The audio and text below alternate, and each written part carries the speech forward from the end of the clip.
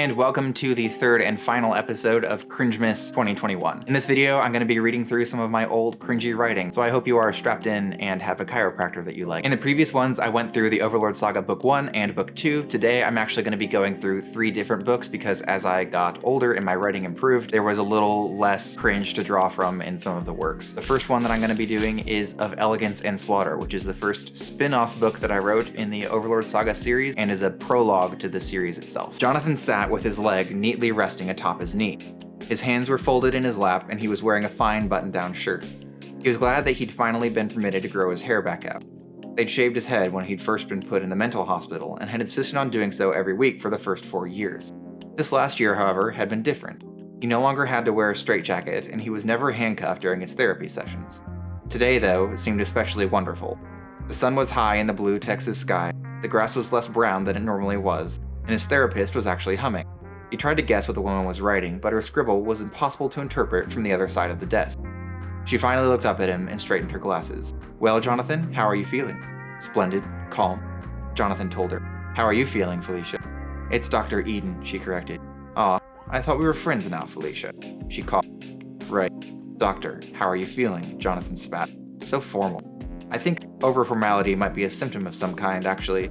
Maybe I need to stay a bit longer." I actually did a fairly decent job of establishing that Jonathan is kind of a sarcastic and joking sort of fellow, and that he is not completely mentally stable. In fact, he is a criminal who has several murders and robberies under his belt. There's definitely something wrong with him, and he has been in therapy for several years. At this point, he should not be getting released from the hospital to be free. He should be released from the hospital to go to a prison, and that's not what happens. Instead, he just goes free as soon as he is out of this mental hospital. So I didn't really do any research for this one. What I should have had happen is maybe like on the way between the mental hospital and the prison, somebody comes in and busts him out. He has plenty of friends on the outside who would be willing to do that, and Jonathan is the sort of person who would have willingly stayed in the mental hospital, but then not wanted to go to prison afterward. He knew that he needed help and wanted treatment, so he would have gotten the treatment, and then had some of his friends on the outside bust him out. I think that would have been a much smarter approach to the story as a whole. Overall though, not the worst opening paragraph I've ever written. Definitely better than the opening ones that I've shown you in the previous 2 Cringemas videos. I don't have a ton of notes here other than just the plot holes and things that I just mentioned I would change. Overall, the writing wasn't the worst. There's a couple of things that I might move around, but for an opening page, I think this is pretty solid. In fact, this opening paragraph was strong enough that when I submitted it to agents, I had several agents ask to see more pages or more chapters. Never got accepted, thankfully, because after the first couple of chapters, the book really falls apart and stops making sense, as you might expect from somebody who is still figuring out the ropes. The next spin-off book that I wrote was called Edwin, and this actually won me an award when I submitted it to the Writers of the Future competition. This is the book that spurred me forward to write however in my life because other people in the profession who were published authors read the book and liked it enough to give me an award for it. So I thought I must be on the right track. Edwin is a spin-off of the Overlord Saga, but I think that it did well because it really doesn't focus on any of the Overlord Saga elements. It's more about the family dynamics and relationship of an individual who is a scientist for the Overlord organization called the Shadow Alliance. They are just a background element so that I can focus on the character dynamics, and that really helped the story and made it more compelling. He is a scientist who's taking care of his infant daughter, and his wife has severe illnesses and a disability that makes it so that she can't talk or even walk around on her own, and so he is taking care of both of them at the same time. It's very overwhelming, and there are a couple of times where he has an emotional breakdown. I focused on the character and life elements as opposed to the science fiction and fantasy elements that never really made any sense, and the plots that were filled with holes. I just focused on the characters, and that I think is why I got an award for this book in the first place. Where the story falls apart is a scene where he has a fight with Jonathan Stone, the character from the previous book that I read an excerpt from. The fight is weird, and if I had to put money on it, I would say this is probably the worst scene in it that kept me from getting a more significant award than what I did for this book. This is a fight, and it's really poorly written. Just gonna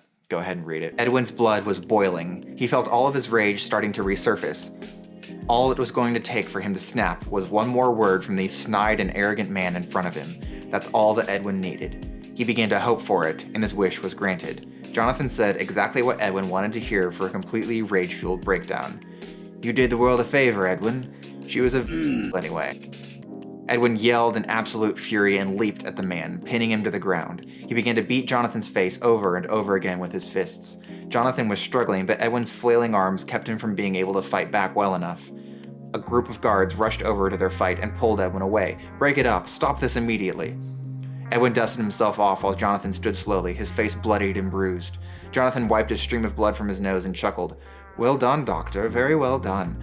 When I'm a councilman, though, you're a dead man, Edwin Edwards. Of course Edwin was going to be angry, and I've even established through the entire book that he's a very emotional man and can be pretty explosive with his emotions. So it makes sense that he would attack Jonathan Stone. But Jonathan Stone is a fit and trained fighter, whereas Edwin is a flimsy little scientist who's never thrown a punch a day in his life. He may have gotten into some scuffles in the past when he was a younger man, but at this point, Jonathan should have easily been able to overpower him. Additionally, what leads up to it just wasn't great. And yeah, Jonathan is kind of a piece of garbage and he says some horrible things about Edwin's wife in this scene, but I didn't show that Jonathan was this kind of person, and then he suddenly comes out and says this horrible thing, and the scene just reads really terribly overall. Now we come to my published novel. There is a lot that I cringe at in How I Ruined My Life because I just didn't execute the story the way that I really wanted to, and I've thought about rewriting it, but instead what I've wound up doing is creating a book called Keeping Secrets from Friends, which is similar to How I Ruined My Life, but a much better take on that concept. How I Ruined My Life is filled with a lot of cringe, particularly angsty cringe, and there are several scenes in there that I could pull from, but there is one in particular that has always bothered me, and that's the one that I'm going to be reading in front of you right now. While the two of us sit together, I notice Lee pull out her phone. I'm not sure why, but I glance at her screen. You know why. When I do so, I see something I didn't want to see. A series of texts to Micah Emerson. Micah is essentially just this really nasty, horrible person in the books, although I never really established that very well, so his rage that you're about to read makes no sense whatsoever to the reader because the reader has no idea just how terrible Micah is. All we know is that Kyle doesn't like him. And yeah, also naming the main character Kyle and having him be this rage-fueled, entitled dude totally checks out now. She's asking where he is and when or if he'll meet her at the hospital. I slowly pull my arm away and Lee looks up at me with confusion in her eyes. Her lip quivers as she struggles to speak. What's wrong? What's wrong? I repeat, blinking at her. Why are you texting Micah Emerson? Huh?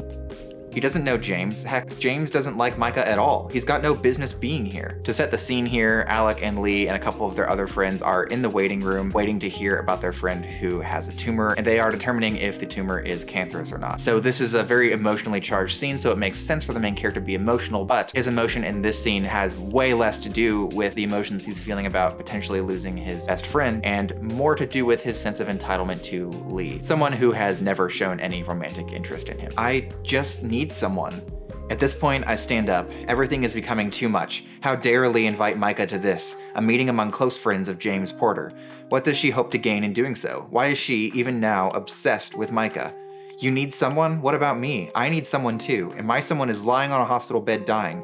I'm already alone, Lee. So he's lashing out, and the entire scene makes no sense, and he is really hurting her feelings because she cares about James as well, and I did want that to happen. I did want to show that he's kind of a piece of garbage in this scene, but I did not do a great job of showcasing that he's being a piece of garbage, not just because he feels entitlement, but because he's hurting and doesn't understand how to process his emotions because he's incredibly immature and kind of a toxic person, and it came across the wrong way, and then I have no consequences whatsoever for his actions here. Absolutely none. And that makes it seem like he was right to have this sense of entitlement to comfort from Lee or anyone else. And he also felt entitled to deciding who could and could not be present in the waiting room at that time, or who they couldn't talk to and seek comfort from. And the whole scene just reads really terribly. There's a lot of scenes like this where I just didn't execute it well, and I had an intention, and you can kind of see the intention if I explain it to you. And there's just lots of bad writing like this throughout the book, How I Ruined My Life. If I were to go back and fix How I Ruined My Life, it would be me rewriting a lot of scenes like this to show that there are consequences for his sense of entitlement, and to also show some character growth, which is completely not present in the book right now. Instead, all it is him being whiny and entitled from page 1 all the way to the next to last page, when it shows him older and surprisingly wiser. There's no growth whatsoever in that. And so all this reads as is a whiny, angsty, entitled dude who thinks that he deserves comfort from his friend and probably deserves love and romance from her as well. That's his thought process, is I deserve this, and it's wrong of you to invite this person that I don't like here. Yeah, I just didn't execute it very well. If you want to read that cringe, that is the novel that I have published, much to my chagrin. So if you want to read all the cringe, you can by checking out the link in my description. I'm not sitting here recommending that you do, but it is available if you are interested in How I Ruined My Life. And that's the Cringe trilogy. I'm hoping that through Cringemas, you have seen that writing can improve over time if you just stick with it. The writing that I had in book 1 of the Overlord Saga pales in comparison even to How I Ruined My Life, let alone the stuff that I have have written more recently, like the Ansley arc, which is available on ebook, and Beneath Magenta Rain, which will be out early next year, I think, probably. Planning on early next year. So my writing has definitely improved, and it largely improved because I just kept writing. If your own writing is cringy or on the level of cringe that some of my previous works were on, then I would love to hear some really cringy excerpts of yours. Additionally, I hope that I have encouraged you to just continue writing, because as long as you keep doing it, you are going to get better, especially if you accept constructive criticism from people, or just post a video on YouTube reading your cringy old writing. Please consider doing the standard YouTube stuff, liking, commenting, and subscribing. You can also follow me on social media. I am at @TLBaintier on Facebook, Twitter, and Instagram. And if this is the only Cringemas video that you have watched from me, there are 2 others, and I will link the first one up here.